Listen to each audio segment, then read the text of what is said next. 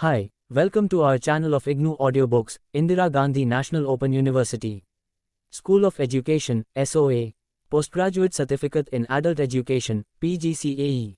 May 002 Policy Planning and Implementation of Adult Education in India. Block 1 5-Year Plans and Adult Education. UNIT 2 Adult Education Administration, 2.0 Introduction.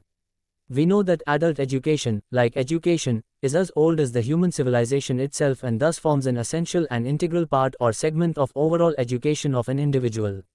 Since adult education plays a dynamic role in the social, economic, political, and cultural transformation, it, accordingly, becomes subject to certain changes from time to time so as to suit the changing needs, in nature, forms, objectives, content and level. In this unit we will discuss adult education administration in India and the course of changes that took place in its administration over time. For the sake of convenience, we divide our discussion into three periods: pre-British period, the British period and post-British period. The major focus of our discussion will, however, be on administration of adult education with a view to understanding the significant changes therein over time. 2.1 Objectives. After going through this unit, it is expected that you will be able to understand the nature and scope of adult education and its administration in India. Explain how adult education has been administered during different periods of time, and appreciate the changes that took place in adult education administration over time. 2.2 Pre-British period. As we have learnt in the preceding units, adult education is not new to India. It has existed since the time immemorial, but in different forms in different places at different times. Here in this section let us look at education in general along with possible special reference to adult education during the pre-British period.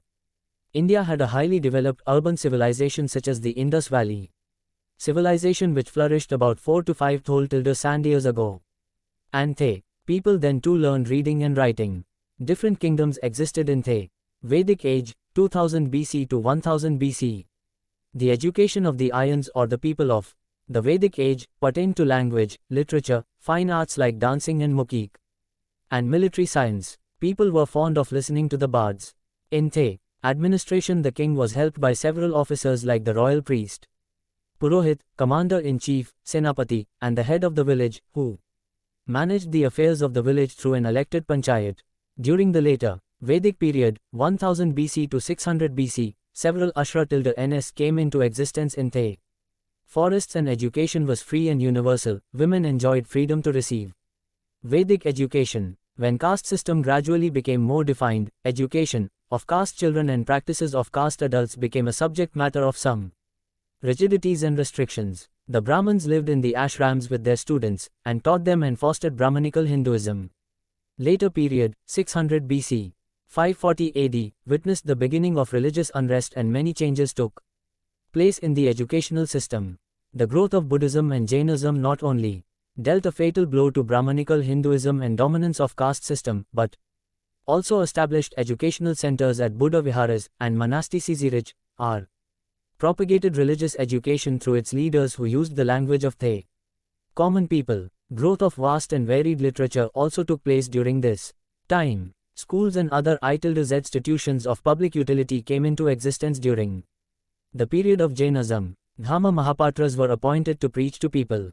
Inscriptions of Buddhist principles on stone became popular, and education was widespread. Subsequently, education progressed very well with even foreign students coming to learn at universities at Nalanda, Taxila, Sarnath, Ujjain, etc. Sen. et al. 1984.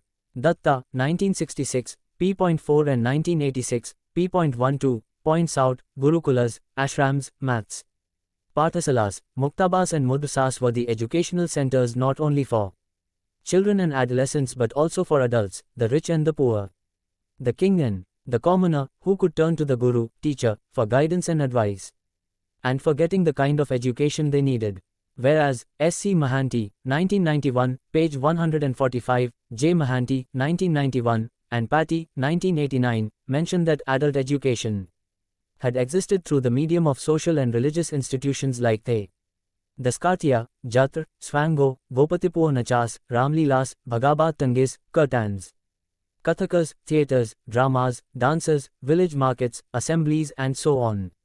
Besides these, Meetings, learned discourses, debates, conferences, fairs, festivals. Cultural programs, stories, poems, folk songs, culture, bibliographical anecdotes, etc. were also the means of adult education. Here what we need to notice is that there are many other forms. All the forms had their local significance and popularity in different places at different times. Historically, Indian education has been elitist. Traditional Hindu education was tailored to the needs of Brahman boys who were taught to read and write by a Brahman teacher. See http www.indianchild.com/education-society-india.h. Broadly, the aims of education included infusion of piety and religiousness, formation of character, development of personality, stress on social duties, promotion of social efficiency and happiness, and preservation, spread and transfer of culture. A section of Brahman community was always available to sacrifice its life and talents in order to ensure preservation of the sacred texts. Theirs was a lifelong and almost a tragic devotion to the cause of learning. Secular benefits they could expect were a few and not at all commensurate with education. The labor involved. Remaining sections of the Brahman community were fostering the studies of different branches of liberal education, like grammar, literature, poetics, law, philosophy and logic. They were not only preserving the knowledge of the ancients in these branches, but constantly increasing its boundaries by their own contributions, which were then handed down to the medieval times. Specialization became a natural consequence of this tendency, and it tended to make education deep rather than broad. Though ancient Indians held that all should normally receive the benefits of education, they have also laid down that persons who were morally and intellectually unfit to receive it should be excluded from its benefit. But they were convinced that no good results would follow if education is begun late in life. Here we can note a fact that it is against the present-day adult education philosophy or principles of adult learning, where age is not a bar at all. Since education was regarded as the best agency for improving society, it took several other important steps to realize this ideal. To ensure an adequate supply of teachers, it was enjoined that teaching was a holy duty which a Brahman was bound to discharge irrespective of the consideration as to whether any fee was likely to be received or not.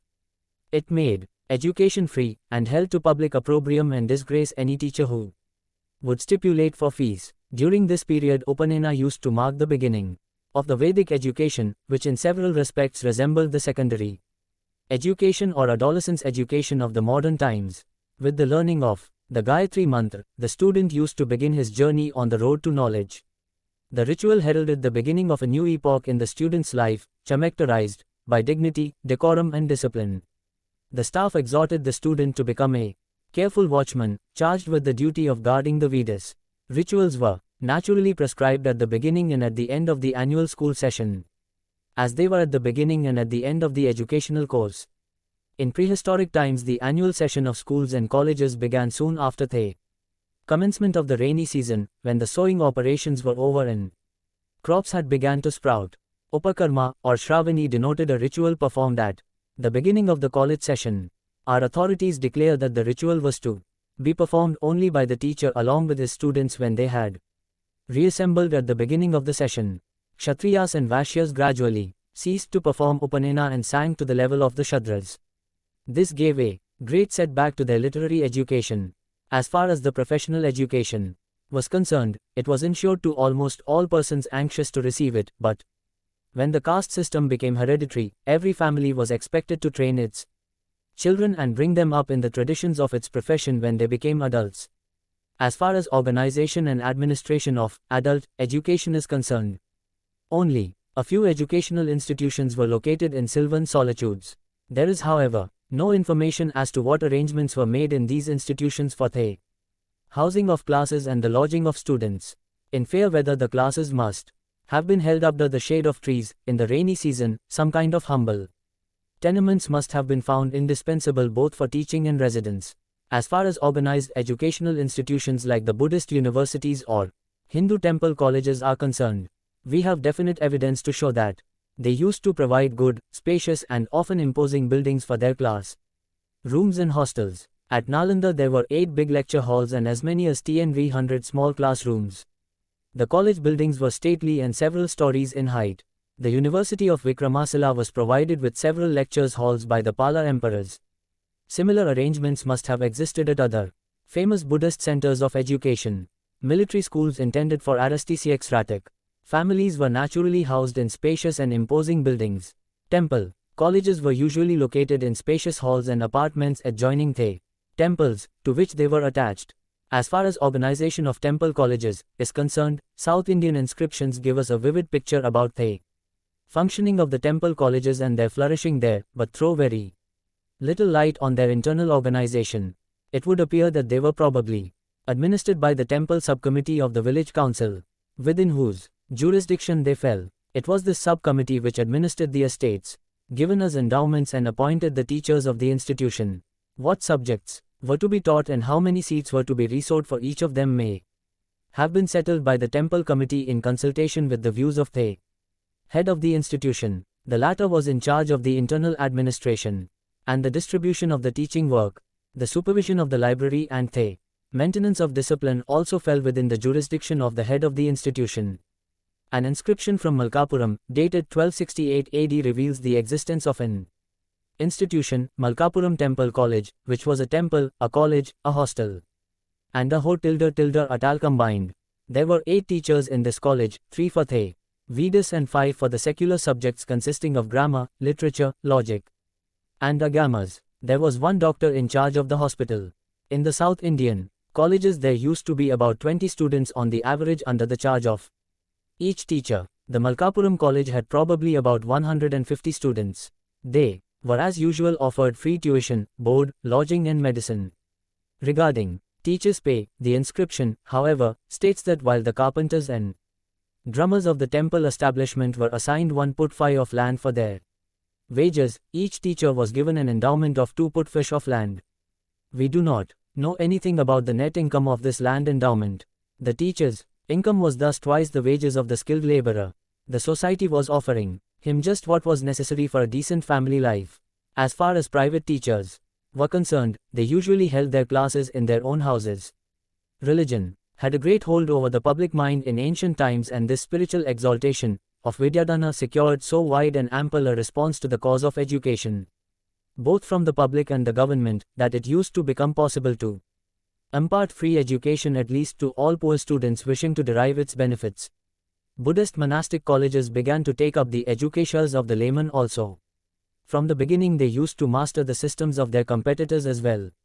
In a famous philosophical college situated in a sylvan retreat in the Vindhya mountain presided over by Divakarasena, a Brahmana convert to Buddhism, students of Hinduism, Buddhism and Svetambara and Digambara Jainism studied together side by side under the same principle.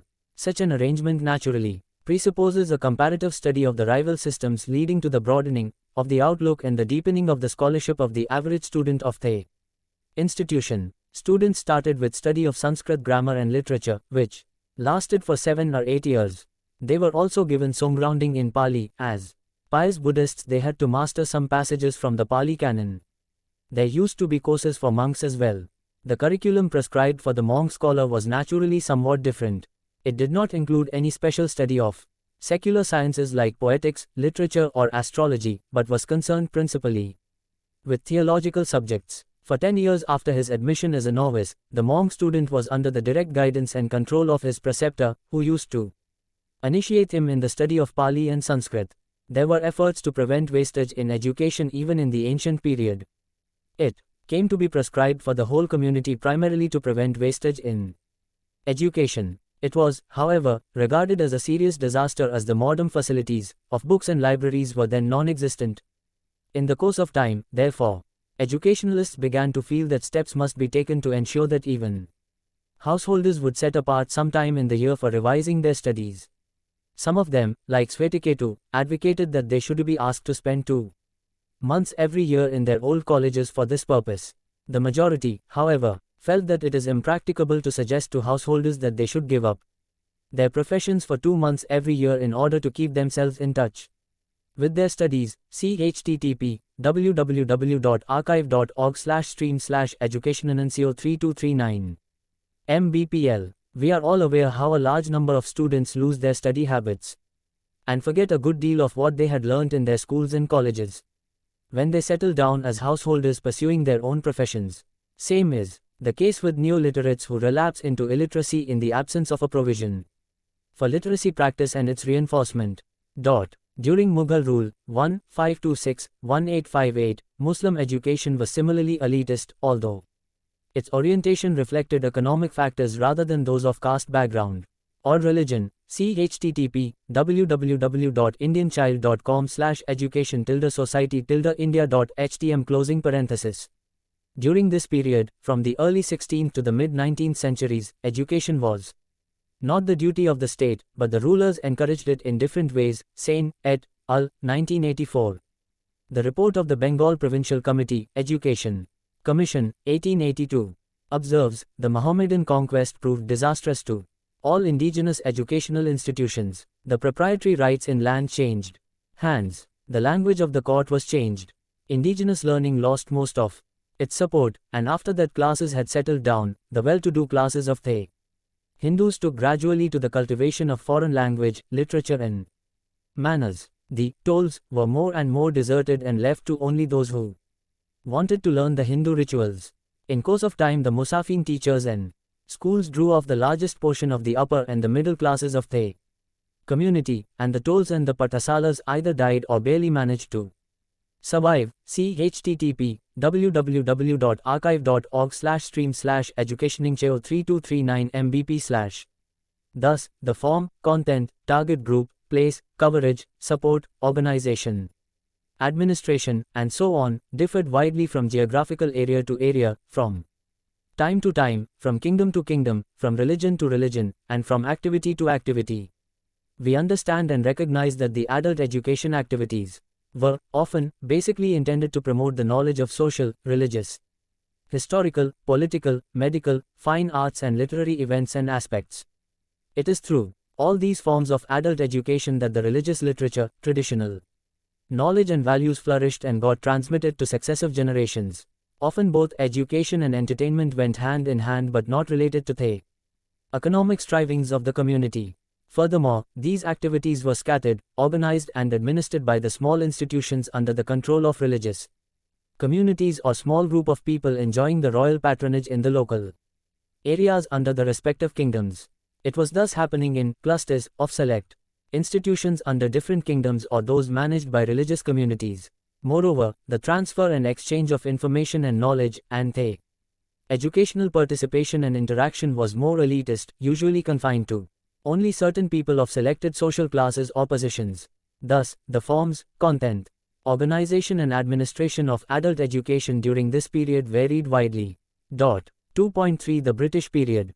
IODITLT Educational Administration. We all are aware of some fact or detail about the entry of the British, their gradual control over the country and their exit from India.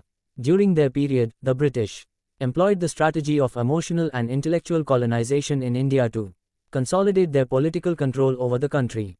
But the cunning colonial government selected the education system as the instrument for hitting its targets. Under British Company and Crown Rule, 1757 to 1947, official education policies reinforced the pre-existing elitist tendencies of South Asian education by tying entrance and advancement in government service to formal academic education. Colonial rule contributed to the legacy of an education system geared to preserving the position and prerogatives of the more privileged. Education served as a gatekeeper, permitting an avenue of upward mobility to those few able to muster sufficient resources. Even the efforts of the nationalistic Indian National Congress faltered in the face of the entrenched interests defending the existing system of education. Early in the 1900s, the Congress called for national education, placing an emphasis on technical and vocational training. In 1920, the Congress initiated a boycott of government-aided and government-controlled schools. It founded several national schools and colleges, but to little avail. The rewards of British-style education were so great that the boycott was largely ignored, and the Congress schools temporarily disappeared. See http www.indianchild.com/Education Society India, HTM. Through the Charter of 1833, English was announced to be the official language. The formulation of Macaulay's Minute in February 1835 wore the mask of general welfare, broadcast under the banner of educational advancement and recommended the advent of Western learning as beneficial and superior to Oriental. Reserve of knowledge. Added to this, the affinity of the elite section of Indian society to English culture, ideology and education facilitated the British to psychologically harness the nation's mindset. Literally, the British wanted the malleable Indians to learn, speak and breathe English and become shadows of Englishmen. They wanted to generate such a class of the clerks who could act as interpreters between the British and the millions of the Indian populace, whom they governed. The British decided to feel the pulse of the nation, through the effective medium of an English-educated servicemen's class. The colonial master understood the urgency for a uniform and proper administration throughout the colonial empire, spawned with the emergence of a class of clerks and translators for handling the administrative affairs. They wanted this class of persons to be Indian in blood and color, but English in taste, opinions, words and intellect. They were aware that the colonized Indians could be not only inexpensive but also efficient labor through which they dreamed of breeding an economically flourishing colony, generating enormous wealth. Accordingly, they saw the success of their plan through the westernized education, because the recruitment of Indian brains in the junior posts of British administration reaped in the rich harvest of government income. Nevertheless, the real compensation to the nation came indeed through the Western-educated truck intellectual native Indians.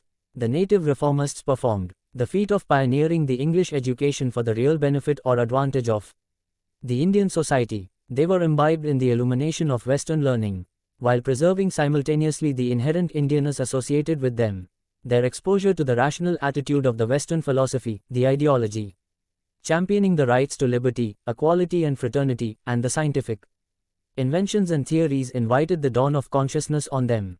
They utilized the Western scientific, rational and intellectual thought to complement the Oriental sense of respect for tradition and culture, and the cohesive pro-life force innate in Hinduism. They aimed at cleansing the Hindu religion and society, which by then had become polluted with harmful, blind and meaningless superstitions and customs such as sati, and brought in innovated modern and liberal modifications, like widow remarriage, amongst other things. To augment the efforts of the British government, the Christian missionaries marched forward to plant the flag of British imperialism in India, under the humanistic camouflage of educational campaigns. Their target was the elite Indian section of the society. It was so, because many prestigious families were enamored of the newness of English education. Female education, however, did not rise to that much of prominence, as it should have. No matter how publicly the British tried to advertise the importance of the growing woman question, dealing with the rights of females, the actual scenario was very different. Still, one cannot deny the role of the unmarried female missionaries who crowded to India to elevate the status of the downtrodden women and children. They taught women their value through education. Their way of imparting education was through narration of stories in the domestic space of the households. Women learned the art of needlework, not only for daily family use, but also for earning a livelihood. Christian missionaries very wittily manipulated the adult Indian women to embrace Christianity. However, success was very limited. The reason was that women were dominated by the males who were the lawmakers. Yet, the wave of Western education did not die away. There was also the native glory given by native intellectual reformists by way of opening separate schools to boost up female education. However, British India got its final platform for the spread of Western education when the Woods Dispatch was structured in 1854. The dispatch promised to provide grant in aid for the amelioration of the private educational institutes, which had led to competition, in terms of performance, between indigenous educational institutions and the missionary schools and colleges. The strife for superiority continued. James Long, the noble British, together with the missionary organizations, kept alive the zeal for dissipating education among the masses. Finally, the Hunter Education Commission, 1885, officially sanctified their resolution to attain mass education. It is worth realizing the truth that the British might have credited themselves as harbingers of Western education in India, but then all their efforts would have been in vain had they brilliant Indian intellectuals not been able to capture its essence. The Indians had the radiance of merit to not only cope with Western learning but also increase its treasure with their precious literary contributions and scientific inventions. Today, it is the Indians who rule the domain of global science, a field of knowledge which was once the prerogative of the Westerners. During the British period, beyond any doubt, adult education became more popular in the larger context of the British attempting to retain their power and reign over India through an English-educated class of clerks on the one hand, and on the other, the freedom fighters and indigenous intellectual reformers, attempting to thwart the British designs to the advantage of the nation. The result is, adult education as a part of general education assumed greater significance in the policies and programs of the British government for generating and promoting English light rattle educated clerks for facilitating their administrative affairs. At the same time, the diverse political groups, freedom fighters and social reformers with different strategies tried to reach the masses through local languages and indigenous system of education. The night schools, literacy centers for adult illiterates, schools for teaching literacy to prisoners and circulating libraries for the literate and educated public came into existence in different princely states as well as in the provinces. Upsurge of political parties, various organizations and agencies, freedom fighters and national thinkers, and different movements, freedom movement, cooperative movement, Khadi Andolan, reforms movement for removal of social evils including untouchability, etc., added dynamism to the efforts of adult education by providing incentive, impetus, and fill-up to the activities related to promotion of literacy and generation of awareness among the populace for encouraging revolt against the British. Their collective efforts through the respective vernacular or local languages became big mass movements and acquired national dimension in various forms. The dominant features such as illiteracy, poverty, ignorance, famines and diseases of then India and the growing movements for public awareness and revolt had become a night MDE for the British. The British rulers, aided by the missionaries working in India and the Indian administrative Babas, were also determined to dilute all kinds of educational and other movements against its rule by hook or by crook. Thus, the aims, objectives and functions of adult education programs and activities of the British and the Indian leadership were almost a total contrast.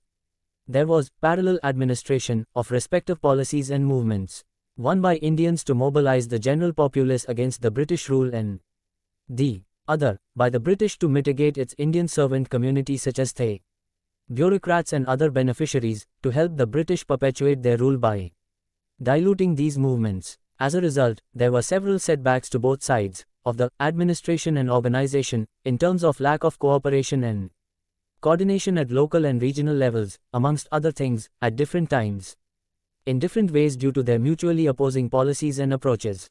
Towards the end of the British rule, during 1937–39, when the Congress ministries were in power in most of the provinces, the adult literacy program achieved premium and a provincial mass literacy committee, PMLC, consisting of official and non-official members with the education minister as its chairman was formed. In 1938, suitable learning materials were developed and libraries were set up to support the literacy centers. Central Advisory Board of Education, CABE, in its fourth meeting in 1938, set up an adult education committee under the chairmanship of Dr. Syed Mahmood, the erstwhile education minister of Bihar, to consider the problem of adult education on all India basis. The committee in its report submitted to CABE in 1939, C. Shah, 1999, pp.49–58, not only emphasized the adult literacy program, but also recommended training of literacy teachers, motivation of adults, use of audiovisual aids, special efforts for retention of literacy and continuing education. During this period, the planning and administration of adult education was confined to respective provinces and adult education, thus, came under provincial administration. Number of recommendations were accepted by CABE at its fifth meeting held in Simla in May 1940. First and second All India Adult Education Conferences were held in 1938 and 1939 respectively. The Indian Adult Education Association, IAEA, was formed in 1939 and provided a forum for the workers and functionaries in the field to promote awareness and to sort out the problems faced in making adult education in the country a success. IAEA continued to be a voluntary organization without state-level associations of its own. However, its membership, besides individual members, included the voluntary organizations from different parts of the country. From the above discussion, we can clearly understand that the local specific organization and administration of adult education during pre-British period took a turn to a widespread but scattered national movements for promotion of literacy and awareness among the masses for action. The British promoted an administered programs aimed at continuing their rule, while those organized by the freedom fighters and political parties and other nationalists were targeting the British rule. There were thus two broad, parallel administrations of adult education programs with mutually contrasting sets of goals and objectives, one set of the British government and the other of the Indians. When the provincial governments were formed, adult education fell under provincial administration during this period. 2.4 Post-independence period. After independence, the Government of India tried to reorganize and institutionalize adult education programs in the country. In 1948, the Central Advisory Board of Education set up a committee for planning various schemes of adult education. Adult education was renamed as social education. The concept of social education was broadened with a view to building up a comprehensive program of education for life, covering numerous activities around the core activity of literacy. An international seminar of Southeast Asian countries was organized jointly by the Government of India and the UNESCO at Mysore in 1949, and the theme of deliberations was Adult Education for Community Action. This seminar chalked out a program of action for a social education movement in India. As a result, some of the experiments were tried out.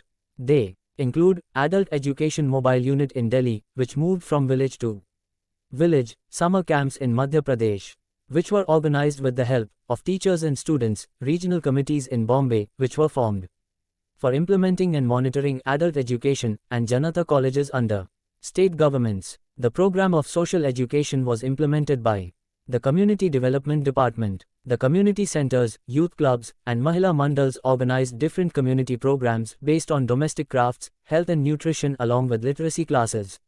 Since the independent India was young, it was quite natural that the beginning period was marked by wide range of consultations, discussions and experiments. Local and regional level committees and other structures were functioning without proper cooperation and coordination. We must not forget the year 195 as it was a landmark of the beginning for the planned growth of independent India. During the first 5-year plan, 195-156, social education programs were jointly implemented by the central and state governments. At the national level, the Ministry of Education and the Ministry of Community Development shared the responsibility of planning and monitoring the social education programs. In the Union Ministry itself, a section of basic and social education was created.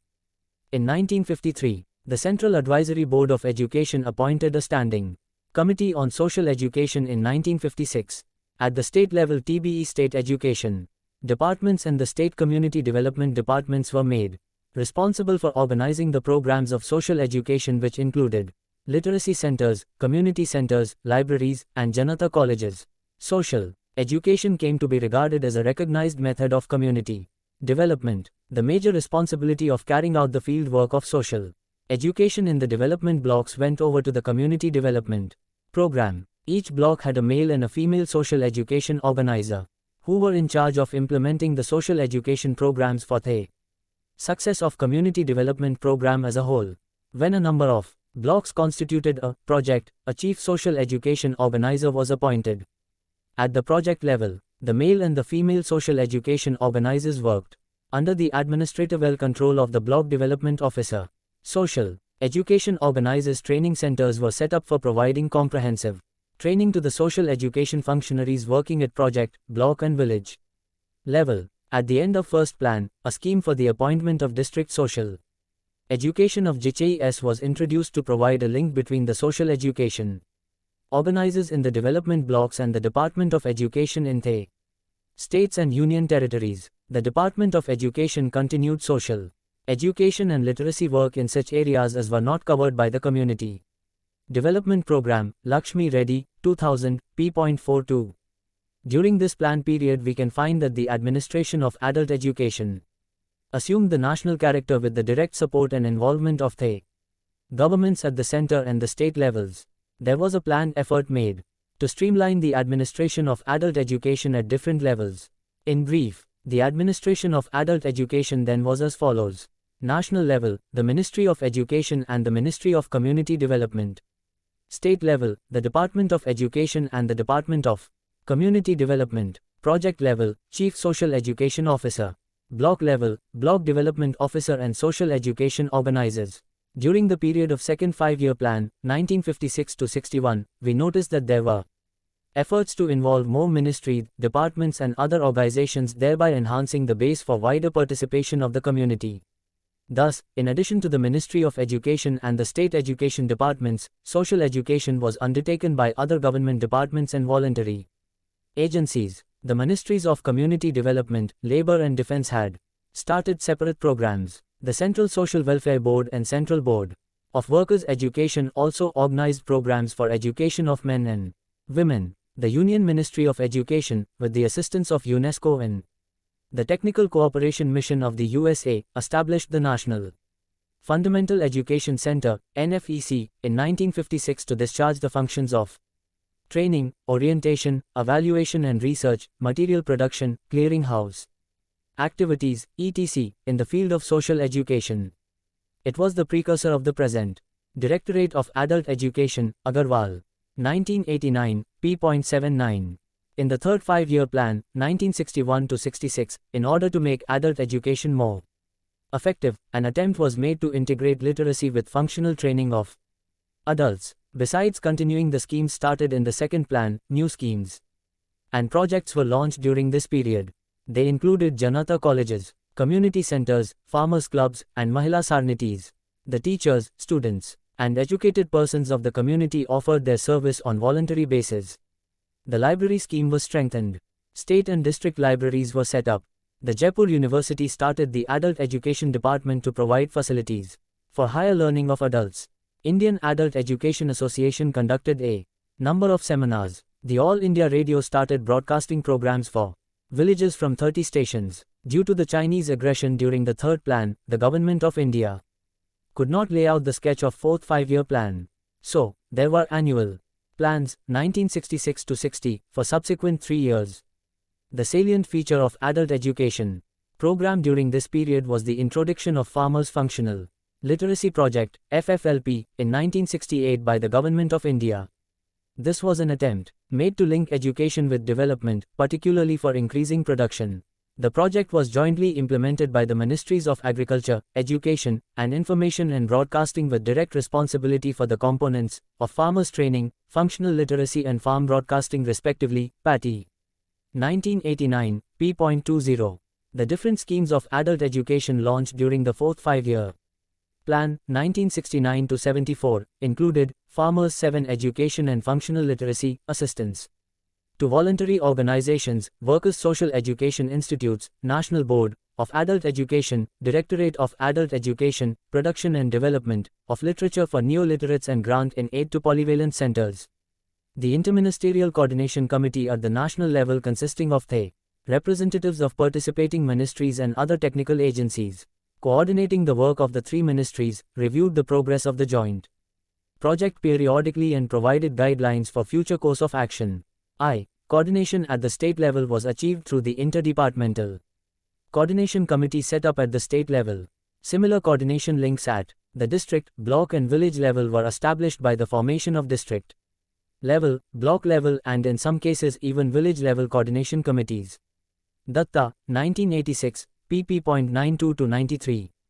At the state level, State Education Department implemented the program. At the district level, the District Education Officer or the District Social Education Officer was overall charge of the program ADID. He lent support to the whole-time Functional Literacy Project Officer in the day-to-day implementation of the program and other allied fields such as libraries, reading materials, training of adult education personnel, etc.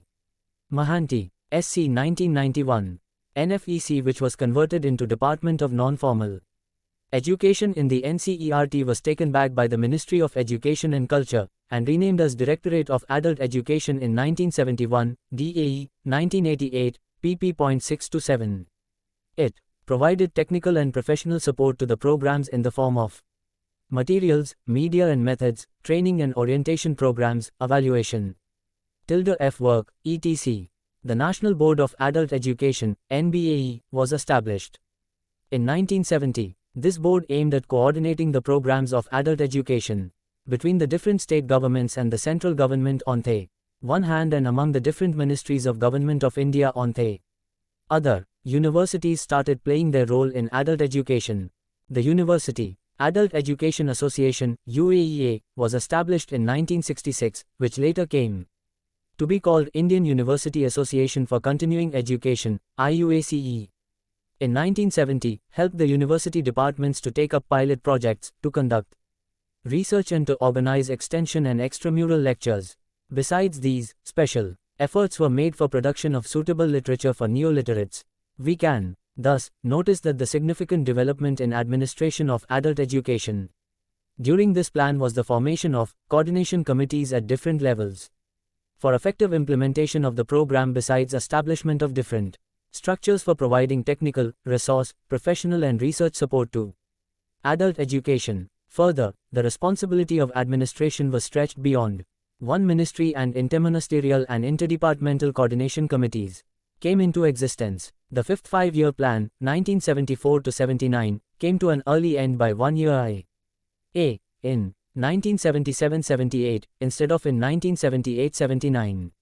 This was due to the change of the ruling party at the central level. During 1975-76, a new project, Non-Formal Education Program, NFEP, FA, the age group 15 to 35 years, was launched for providing education relating to young people's needs, aspirations and local conditions. The term, adult education, or social education, was replaced by adult literacy in the plan document, which we can clearly see as a retrogressive step, as the term itself is very narrow in its concept and coverage. Annual plans were implemented for the years 1978-79 and 1979-80 by the then Janata government at the center. Satisfied with the progress of adult education, the government chalked out a new program and launched it in the name of National Adult Education Program, NAEP, on the 2nd of October 1978 with the triple components of literacy, functionality and awareness for adults. This was the most significant, comprehensive and the first national-level organized effort made by the government in the field of adult education. Though there were some administrative structures earlier at different levels, state, district and block, created during previous plans with considerable care and imagination. Over the years, either they had become disintegrated or lacked vitality in almost all the states. It was felt that the program of the size of the NAEP could not be implemented without adequate administrative machinery. Hence, utmost attention was paid to designing of administrative structures with stress on adequacy of the structures, and on proper selection and training of the personnel. Administrati or CARAT was based on the principles of decentralization and autonomy to the field functionaries. Thus, the decentralized administration with greater autonomy was the distinguishing character of NAEP. At the national level, the National Board of Adult Education was reconstituted in August 1977. Its membership included ministries of central government, a minister dealing with adult education from each of the regions of the country, heads of organizations such as the University Grants Commissions, Central Social Welfare Board, Khadi and Village Industries Commission, Federation of Indian Chambers of Commerce and Industry, Indian Adult Education Association, and a number of other non-official and field workers. The board had set up the following committees to attend to specific tasks: GOI, 1979, p.26. A. Committee on Preparatory Action, since wound up in the beginning itself. B. Committee on Motivation. C. Committee on Voluntary Organizations. D. Committee on Post-Literacy and Follow-up Programs. A. Committee on Evaluation. The board had given serious consideration to the various aspects of the NAEF. Practically all important decisions since the establishment of the board had been taken in consultation with it. The board had by and large appreciated the conceptual position and the operational outline of the NAEP. The board had, however, expressed concern about insufficient commitment to the program, particularly about involvement of voluntary agencies in a number of states. It had also cautioned that unless vigilance is maintained, the NAEP could become a literacy drive, and the components of functional development and awareness building could get comparatively neglected. The overall responsibility for administration of the NAEP rested with the Ministry of Education. Besides providing a secretariat to NBAE, the ministry was dealing with various interministerial matters and generally overseeing the implementation of the program in the states. The schemes of assistance to voluntary agencies and of Shramik Vidyapeeths were directly administered by the ministry. The Rural Functional Literacy Projects, RFLPs, under which central assistance was provided to each district of all the states, as well as the schemes of strengthening of administrative setup were implemented through state governments. Apart from the Ministry of Education, other ministries and departments of Government of India had also taken positive steps for linkages of their programs and activities with the NAEP.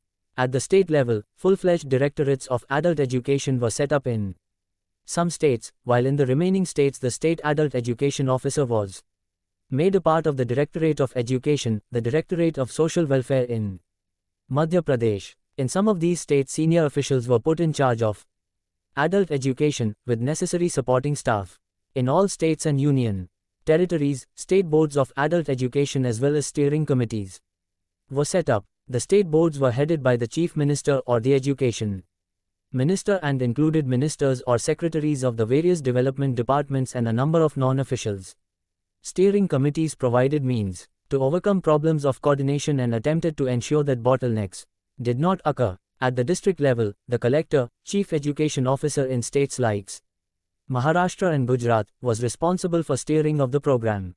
He was to function on the advice of the District Adult Education Board, DAEB, the membership of which included district-level development officers, educationists, teachers, representatives, persons connected with voluntary agencies, etc. The District Adult Education Officer was the member secretary of the District Adult Education Board. The District Adult Education Officer as the head of the District Adult Education Unit had three types of functions: assisting the district collector in arranging coordination of various promotional activities, overseeing and monitoring program implementation by the various agencies in general, and functioning as the coordinator of the District Resource Unit, DRU. In this capacity he had to arrange necessary technical support, particularly in regard to training of the personnel of the various projected agencies of the district. One of the important innovations introduced in NAEP was the project approach. A more or less autonomous administrative unit responsible for implementation of a program in a compact and contiguous area. Each project had a project officer and a supervisor for a prescribed number of centers. The part-time supervisors in universities and colleges were to oversee 10 centers, and in most voluntary agencies and in Nehru Yuvak Kendras a supervisor was responsible for about 20 centers. In projects administered by state governments, a supervisor's responsibility extended to 30 centers. It was expected that a supervisor should make at least 2 visits in a month to each of the adult education centers for which, as he was responsible. The critical unit in the whole program was the Adult Education Center under the charge of an instructor or an adult education organizer. NAEP was implemented mostly as a government program without proper involvement of private agencies and public. It was criticized that the program suffered from excessive dependence on administrative structures and lack of involvement of the mass organizations, media and educational institutions. During the period of these annual plans, 1978 to 80, a clear policy of adult education with boards of adult education at central, state and district levels came into existence, along with committees, special task committees at national level, steering committees at state level and district resource units at district level, for providing assistance to the boards at respective level. Thus, administration was more comprehensive and well planned for providing effective administration to NAEP. Again, there was a change in the government at the central level in 1980. During 6th Five-Year Plan, 1980 to 85, an attempt was made to review NAEP. Based on the report of Kothari Committee, emphasis was laid on minimum essential education for all citizens. Technical literacy was used as an important instrumental skill for the age group 15 to 35 years. Support through a network of rural libraries, as well as instructional programs through mass communication media were taken up, particularly after the INSAT was launched. Adult education had been included as part of the Minimum Needs Program. During the 7th Five-Year Plan, 1985 to 90, an epoch-making development was evident in the field of education in general and adult education in particular. The Challenge of Education, a Policy Perspective, a document published by the Ministry of Education, GOI, 1985, provided the basic data and information for nationwide deliberation and for evolving the national policy on education. NPE emphasized the importance of adult education, especially in the context of public participation in national development programs. The Program of Action, POA, 1986 envisaged a new National Program of Adult Education, NPAE. The following main features of the Implementation Strategy, GOI. 1986, pp. 13132. A. Reorganization of existing programs to introduce flexibility and other measures for greater effectiveness. B. Application of science and technology and pedagogical research for improving the pace and content of learning. C. Establishing linkages between adult education and developmental programs. D. Launching of mass functional literacy programs. A multidimensional program of continuing education as the instrument for moving towards a learning society. F. Creation of dynamic management structures to cope with the envisaged targets. G. A distinct slant in favor of women's equality and taking of all measures in pursuance of this resolve. The Government of India launched a national literacy mission, fixing, in particular, the goal of making 80 million illiterates in the age group of 15 to 35 years literate by 1995. NLM has given a serious thought to the administrative set up for effective planning, organization and evaluation of the adult education program. At the national level, National Literacy Mission Authority, NLMA, has been set up with the Minister of Human Resource Development as its head. This has been functioning with full autonomy and powers to take all decisions, not requiring reference to the cabinet. A mission task force has been set up for implementation, headed by Director General, National Literacy Mission, who is of the rank of Additional V Joint Secretary of the Central Government. They has been providing most of the technical and resource support to NLMA. The state governments, voluntary agencies, etc., in respect of NLM and other activities and programs of adult education. The chart given below presents the holistic picture of the NLM management structure. At the state level, a commission, authority has been set up which was headed by Education, the Chief Minister, with responsibility for planning and implementation of NLM projects. A State Resource Center, SRC, exists in most of the states for providing technical resource support to adult education programs. The SRCs are to assist the state-level commission, authority. SRCs need to be strengthened by training personnel, provision of adequate financial support and improved coordination with governments. At the district level, the District Board of Education is responsible for overall planning and administration of all educational programs. District Resource Unit, DRU, as a part of District Institute of Education and Training, DIET, has to provide technical resource support to DBEs. The project envisages total eradication of illiteracy in a district or a block or a particular area with a provision for post-literacy and continuing education for the neo-literates. The project is administratively viable and functionally autonomous for implementation and innovation. The projects are implemented by various agencies like state governments, voluntary agencies, Panchayati Raj institutions, Nehru Yuvak Kendras, Zilla Saksharata Samitis, etc. But, total literacy campaigns, TLCs, implemented by Zilla Saksharata Samitis, with the district as a unit for the literacy project, have become more popular than the others. Reflection. You have understood different changes that have taken place in administration of adult education. With your understanding of these changes, do you think that there should have been better components in the organizational structure and administration of adult education in India during the post-independence period? If yes, write down what kind of suggestions you have or structure you contemplate. Compare it with the management structure given above, and identify the possible improvements and disadvantages that you think will make a functional difference, if any, in adult education administration. Reflection. Do you feel the need for change in the composition and/or functions of any authority given above? If yes, at what level? What are the additions, deletions, or other end modifications, if any, you want to suggest for enlarging the scope for representation on any authority or its functions? List them out and compare the same with the existing ones for any improvement that you may perceive. In spite of continued and planned efforts over 4 decades, the country could not achieve the goals of universalization of elementary education, UI, and eradication of adult illiteracy, EAI. Yet, the 1991 census results revealed a literacy rate of over 52%, with a higher rate of growth for female literacy.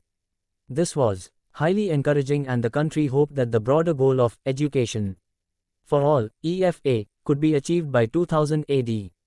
Incidentally, it received international Recognition at the World Conference on EFA held at Jomtien in March 1990. The government reviewed the National Policy on Education (NPE) in 1990 and envisaged that the Adult Education Program (APE) would cover 6 crores illiterates by 1995. So during the 8th Five-Year Plan, 1992 to 97, besides modifying Rural Functional Literacy Program (RFLP), the post-literacy and the teaching learning process, the government evolved new strategies for actions like area-specific and time-bound approach to achieve 100% a total literacy. TL, massive participation of non-governmental organizations, NGOs, and students, and effective utilization of traditional and folk theatre forms in literacy work. By 1991-92, the post-literacy program was institutionalized in the form of 32,000 Jan Shikshan Nilams, JSNs. Apart from the introduction of improved pace and content of learning, IPCL, method, which reduced the duration of learning from 500 to 200 hours, technology demonstration programs were initiated in 42 selected districts. The scheme of Shramik Vidyapeeths, SVs, was reviewed, suggesting the need for its expansion. The number of state S centers, SRCs, increased from 19 to 20. A National Institute of Adult Education, NIAE, was set up in January 1991 to augment the technical and academic resource support to adult education and to undertake quality research and evaluation studies. Area-specific and time-bound mass campaigns for TL. First launched in Kottayam town and Ernakulam district in Kerala in 1989. With the active participation of students and voluntary agencies, were extended to other districts. By March 1992, 25 districts had achieved total literacy in the sense of 85% literacy, and TL campaigns were at different stages of progress in 80 districts in Andhra Pradesh, Bihar, Gujarat, Haryana, Himachal Pradesh, Karnataka, Madhya Pradesh, Maharashtra, Orissa, Punjab, Rajasthan, Uttar Pradesh and West Bengal, covering over 3 crore illiterates with the help of about 30 lakh volunteers. Literacy campaigns covered 447 districts, of which 215 were in total literacy campaigns, 173 in post-literacy campaigns and 59 in continuing education phase. District Boards of Education, DBEs, were set up to be the nodal agencies for planning and management of education at the district level, comprising formal education, NFE, and teacher training. Vertical linkage was established from DBE to Block Law Mandal Education Committees and Village Education Committees, VECs, in a decentralized framework. Mahila Samakhya project aimed at empowerment of women through their mobilization for a change in their perception about themselves and society was launched in 1991 in 10 districts of UP, Gujarat and Karnataka. It covered 5,000 villages in 35 districts of 7 states by 1992. The methodology of Mahila Samakhya MS project of mobilizing women's groups to voice their needs was extended in conjunction with the involvement of local community to create a favorable environment to serve as a monitoring mechanism for promoting UEE and adult literacy. http www.planningcommission.nic.in. The emphasis during the 9th Five-Year Plan, 1997 to 2002, was on making adult education program more effective by clarifying the administrative and financing roles of the center, the states, Zilla Saksharata Samitis, ZSS, Panchayati Raj institutions, other local bodies and non-government organizations, NGOs. Therefore, the focus was on decentralized and disaggregated planning and implementation of literacy, post-literacy and continuing education programs. The power from the National Literacy Mission Authority, NLMA, was devolved to the State Literacy Mission Authority, SLMA, for financial sanction to projects under the Total Literacy Campaign, TLC, and Post-Literacy Campaign, PLC, and empowerment of and urban local bodies to achieve universal literacy. Other steps included increasing the range and depth of involvement in literacy campaigns, meeting the special needs of scheduled castes, scheduled tribes, SCS-ISTs, and reducing rural, urban and male-female disparities in literacy through the campaign mode. Thus, the NLM program was revamped in 1999 to remove some lacunae, while increasing the scope of the program. The parameters and norms of financial assistance of schemes under NLM were substantially enhanced. The main features of the revised scheme were an integrated literacy campaign amalgamating all the features of earlier TLC IPLC phases. Full freedom to Zilla Saksharta Sarnitis to attempt synergies with those of local youth clubs, Mahila Mandals, voluntary agencies, small scale industries, cooperative societies, etc. The continuing education scheme encompassing removal of residual illiteracy, programs catering to individual interest and aptitude, skill development, rural libraries, etc., would allow for opening of continuing education centers, CECs, in every major village. Major role for NGOs. Strengthening of state resource centers, SRCs. Enlarging the activities of the Jan Shikshan Sansthaans, JSS, to enable them to function as repositories of vocational, technical skills both in urban and rural areas. The NLM covered 96.64 million persons under various adult literacy schemes. Up to December 2001, and out of 593 districts in the country, 160 districts were covered under TLC, 264 under PLC, including 30 under the Rural Functional Literacy Program, and 152 under the Continuing Education Program. NLM focused on the task of imparting functional literacy to persons in the 15 to 35 age group and set the medium-term goal for itself, to achieve a sustainable threshold literacy level of 75% by 2005.